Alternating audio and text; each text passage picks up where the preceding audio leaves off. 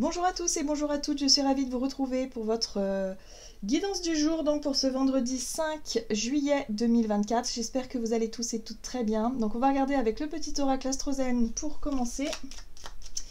Alors, qu'est-ce qu'on nous donne pour cette journée du vendredi 5 juillet? Je suis curieuse. Ouh, nous avons la maison 8. Je me transforme. Je prends conscience qu'une force et une puissance d'une intensité incroyable résident en moi. Bon, notre pouvoir de résilience, notre pouvoir de transformation, de prendre conscience aussi qu'on est capable. Voilà, c'est déjà ça. On est capable de se relever. Hein, si on a vécu un échec, on est capable de changer ce qu'on a vraiment besoin de changer. La maison 8, c'est une maison qui, en général, qui nous apporte son lot de challenges, son lot d'obstacles, son lot de difficultés, mais pour qu'on puisse se forger un caractère. Pour qu'on puisse aussi se forger et se dire que ah bah ça, j'ai réussi à résoudre ça, j'ai réussi à traverser ces peurs-là, aujourd'hui je me sens plus fort et plus forte. Aujourd'hui je sais, et ça m'apprend énormément de choses. Donc il y a un côté aussi avec la maison 8 très positif dans cette transcendance-là. Hein. Mais bon, parfois, on aimerait être au calme, on aimerait être au repos, on aimerait que les choses soient plus fluides, soient plus simples, mais la maison 8 n'a rien de simple, hein, vraiment. Donc on va voir ce que ça va nous dire, en tout cas pour cette journée, avec l'oracle des chakras. Donc pour ce vendredi 5 juillet, énergie de la maison 8, pourquoi? Ah! Ok, ça va nous permettre d'y voir plus clair. On a une compréhension, une prise de conscience, un éveil, une auto-évaluation ici par rapport à quelque chose qui a été révélé. Ici, on parle de vérité, de transparence, de sincérité, de discussion franche, honnête. Voilà, donc l'honnêteté. Il y a des choses qu'on va apprendre, hein, donc ça va pas forcément être évident à entendre, ici avec la maison 8. Ou alors c'est nous-mêmes qui avons des choses à dire à certaines personnes, ça va pas forcément être évident non plus, mais en tout cas on voit bien ici que on prend conscience, on apprend des choses pour qu'il y ait plus de vérité et de sincérité hein, quand même hein, dans ce qui se passe autour de nous. Ok. Bon, on va regarder ici un message de l'oracle du pays des merveilles pour vendredi 5 juillet. La course du temps. Temps, pression, précipitation. Waouh. Bon. Ouais. J'ai l'impression que les choses vont très vite, encore une fois. Hein, ça s'enchaîne. Ça va très vite. Il se pourrait qu'on ait de nouvelles informations, qu'on apprenne des choses qui nous secouent un peu, mais en tout cas, ces choses-là nous permettent d'y voir plus clair. Ça peut nous plaire, hein, ça peut être des bonnes nouvelles comme des mauvaises nouvelles. Il y a quelque chose ici qui, voilà, qui nous permet finalement de nous transformer, qui nous permet finalement peut-être de changer d'état d'être, d'état d'esprit, voilà, de situation. Bon, ok. Et là, qui suis-je? Ah, j'aime beaucoup. Apprendre à connaître votre nouveau moi. Bon, ben voilà. Hein. Il y a une révélation, en tout cas sur nous-mêmes, qui nous permet de mieux comprendre les choses. Hein, surtout par ce par quoi on est passé, surtout par rapport aux épreuves, par rapport à la maison 8, par rapport à ce qu'on a vécu. Là, il y a vraiment des choses qui nous paraissent vraiment très très très claires, où on sait maintenant qui on est et on sait ce que l'on veut. Voilà. Donc on sait où on veut aller. Voilà, c'est beaucoup plus évident. Bon, pour certains d'entre nous, on pourrait se rendre compte que bon, bah, aujourd'hui, on n'est plus du tout la même personne qu'avant, et qu'on n'a plus de raison d'avoir peur non plus que les choses se reproduisent, puisqu'on a changé. Hein, il y a un côté comme ça. D'accord. Donc c'est ça aussi, on prend conscience de notre force. Hein. On va regarder ici avec un message de l'oracle de Gaïa. Donc vendredi 5 juillet. Clair de lune, voyage, romance et potentialité. Waouh! Le clair de lune, bah là, nous montre bien qu'il y a un nouveau chemin qui s'ouvre à nous. Ce chemin, il n'est pas encore bien éclairé. Hein. Là, le clair de lune, alors oui, on est éclairé dans la nuit. Donc c'est vrai qu'on voit quand même plus clair qu'auparavant. Mais ça reste quand même, il y a quand même une part de quand même d'inconnu ou voilà. Mais en tout cas, on est prêt pour ce nouveau voyage, on est prêt pour ce nouveau départ, pour cette nouvelle rencontre, pour cette nouvelle romance. On sent qu'il y a quelque chose là. Ici, que la course du temps, c'est le timing, c'est le bon moment. On a compris. On a compris quelque chose. Donc pour certains d'entre nous, ça peut être aussi pour cette journée une prise de conscience essentielle par rapport à ce que l'on veut, à qui on est. On va peut-être devoir justement le dire haut et fort aux personnes qui ne sauraient pas ce qu'on a en tête. Si on a une idée, un projet, une envie, bah, il va falloir l'exprimer. Et c'est ça un petit peu le challenge de cette journée, c'est-à-dire que il n'est plus question de repousser le moment.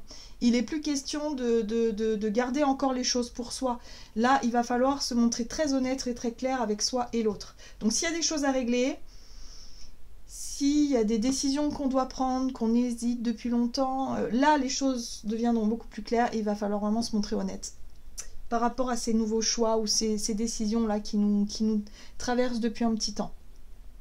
La forêt enchantée, mystère, magie et moi. J'aime beaucoup cette carte-là. Cette carte-là nous parle de notre intuition, mais elle parle aussi des synchronicités, des mystères de la vie, de la magie, des émotions qu'on va pouvoir ressentir lorsque, je ne sais pas si vous, mais lorsqu'on prend conscience que c'est une synchronicité qu'on vit, ça résonne très fort au niveau du cœur et on se dit waouh, qu'est-ce que c'est beau, qu'est-ce que c'est magique, parce qu'on a cette certitude que c'est justement une synchronicité, on le sait, on le sent, on le ressent au plus profond de soi-même, et du coup c'est vraiment... bah on est en gratitude, on est en joie, on est en... Voilà, c'est beau, voilà. Et c'est ça, cette carte-là représente tout ça, si vous voulez. Cette conscience qu'on fait partie du grand tout et qu'on n'est jamais seul sur notre chemin. Même si parfois on a l'impression de croire le contraire, mais non. On a vraiment ce côté où, ouais, on est au bon endroit, au bon moment et c'est parfait. Voilà, c'est parfait. Même si les situations, on les vit d'une façon difficile...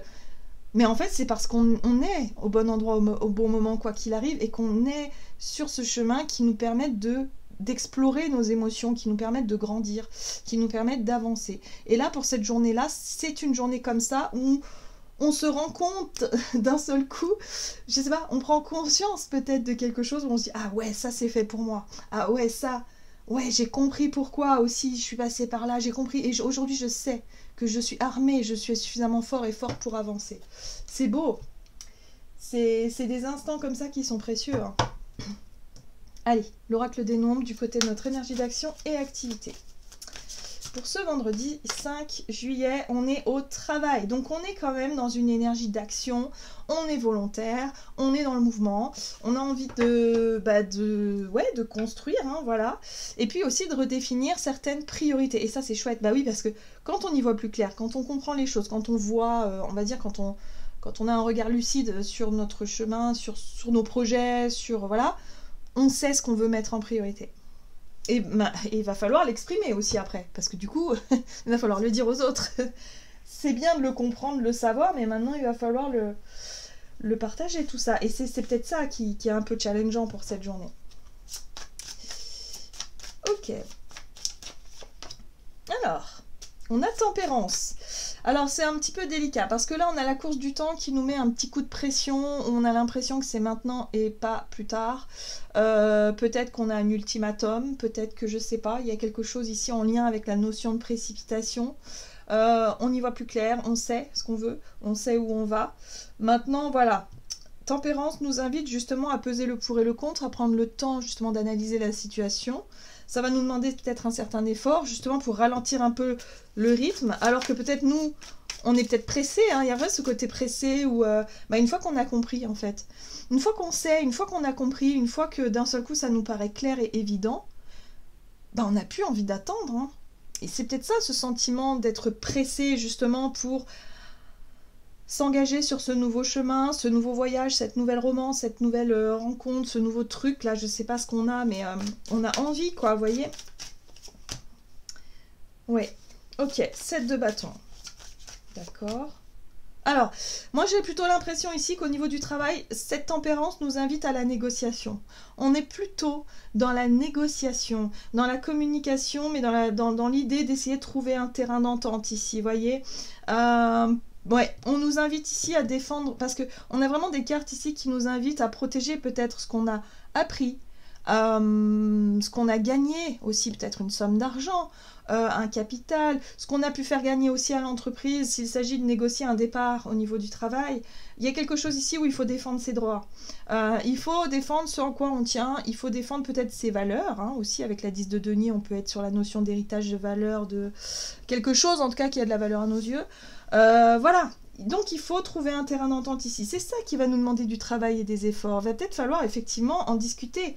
On a compris des choses, on a appris des choses qui nous permettent aujourd'hui de savoir où on veut aller, ce qu'on veut faire, mais maintenant il va falloir inclure tout ça dans la réalité, hein, voilà. Hein, si on veut que les choses puissent se faire, bon il faut toujours discuter, négocier, il y a des contrats à revoir, voilà, c'est peut-être ça aussi, hein.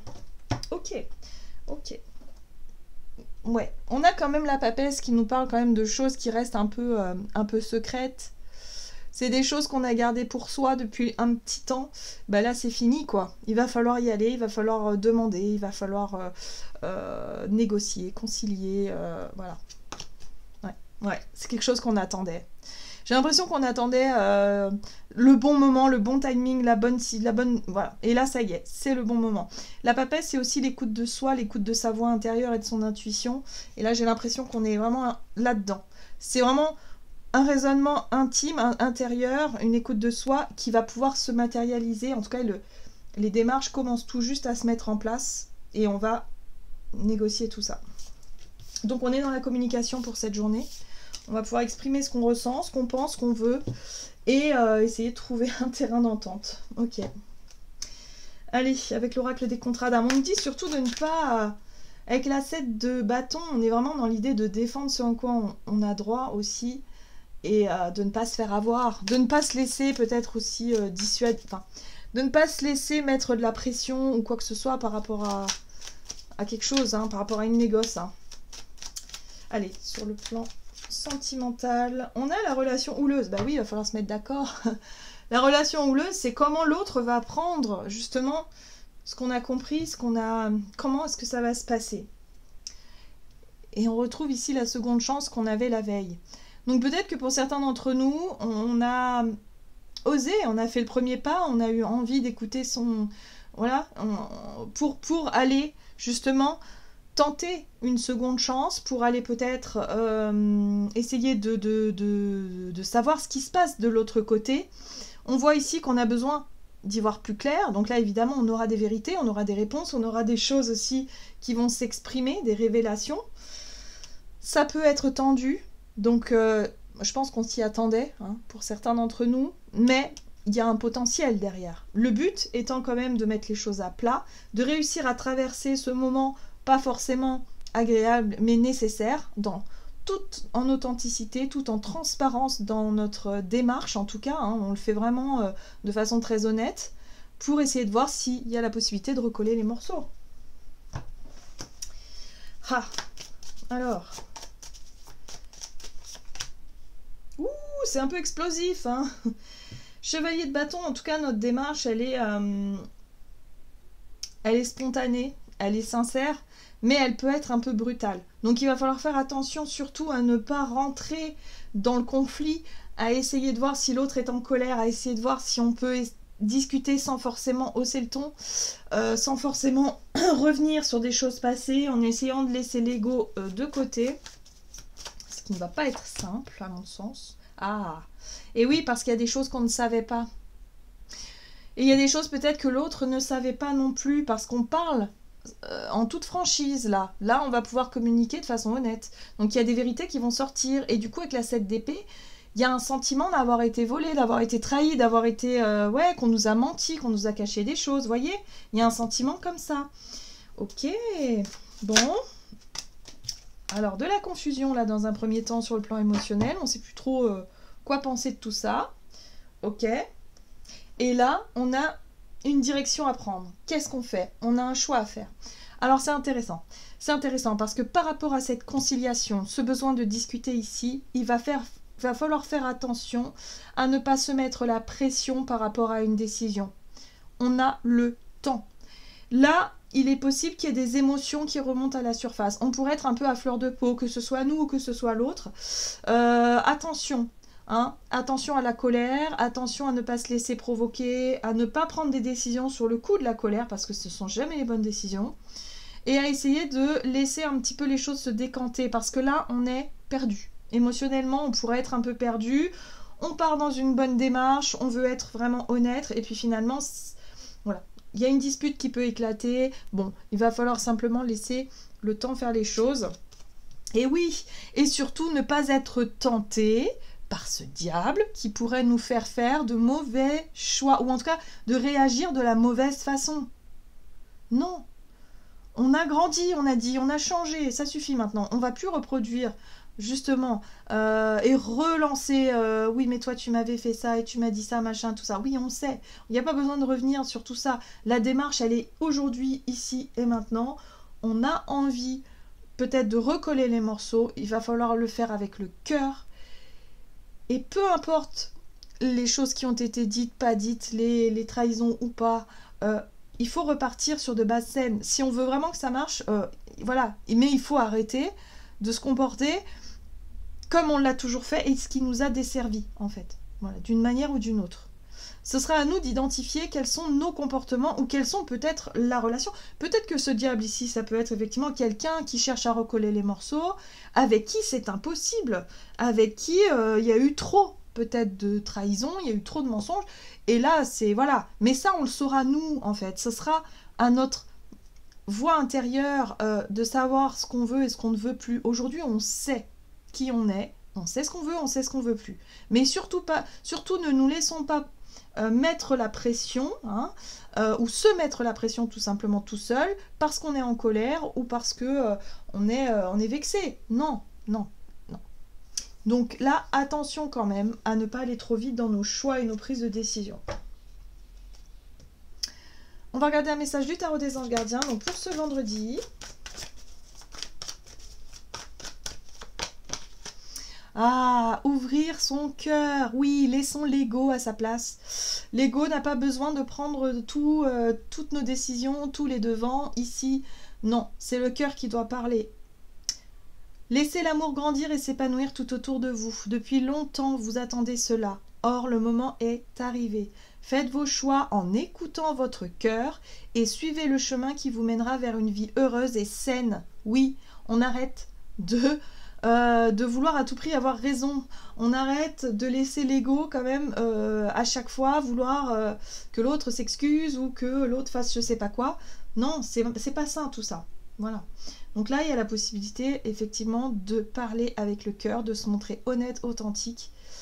Il peut y avoir des réconciliations, des rapprochements, on peut arriver à pardonner, on peut arriver à se libérer aussi d'un poids au niveau du cœur pour pouvoir enfin avancer ouais, sur la bonne voie.